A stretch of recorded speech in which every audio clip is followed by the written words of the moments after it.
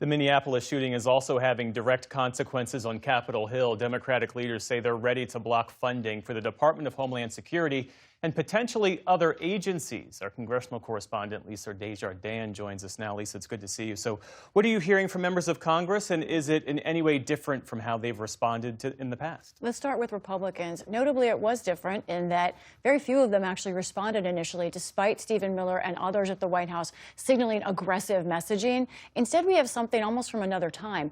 Neutrality from some, and even some concern from other Republicans, like this from Texas Republican Mike McCall. He wrote, "I am troubled by the events that have unfolded. I believe a thorough investigation is necessary, both to get to the bottom of these incidents, but also," he wrote, "to maintain Americans' confidence in our justice system."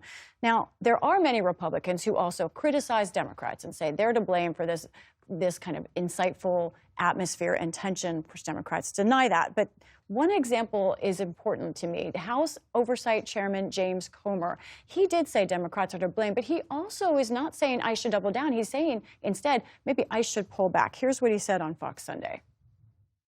This situation is only going to get worse, and I really think that there are so many cities in the United States that have issues with criminal illegals that I think they would be better received in other cities. And I hope that's something they're talking about doing right now, because, you know, Minneapolis isn't the only city. That reads to me as looking for a way out. Most notably, there are Republicans who are calling for hearings now. One, look at this letter from Senator Rand Paul of Kentucky, chair of the Senate Homeland Security Committee. He's saying he wants a hearing in the next 2 weeks or so. As for Democrats, I've spoken to so many, they are as incensed and also focused as I've seen them, especially on ICE. They do not want any ICE funding to go through without changes. And indeed, that funding is up for a vote potentially this week. Here's what Chuck Schumer, the Democratic leader, wrote on Twitter. He said that Democrats will not provide the votes needed for that. What's that mean? Well, that funding is attached to a bunch of other agencies, too, so we could be in for a shutdown. And the shutdown would affect far more than DHS. Yeah, let's take a look here. These are the agencies that are part of this funding package. These are some of the biggest agencies in government: defense, HHS, transportation, housing, and all about 70% of the funding that Congress controls.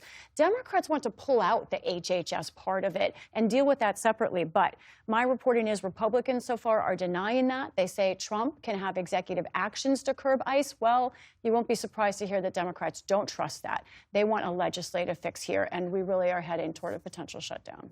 And separately, Lisa, amid all of this, there was a Democratic member of Congress who was assaulted this past weekend, and the assailant shouted racist remarks. Tell us about We're talking about Florida Congressman Maxwell Frost. He was at an event in Utah on Friday, and he announced he was punched in the face and that the assailant, he said Trump will deport you. Someone has been arrested in this case. Lisa Desjardins, our thanks to you as always. Welcome.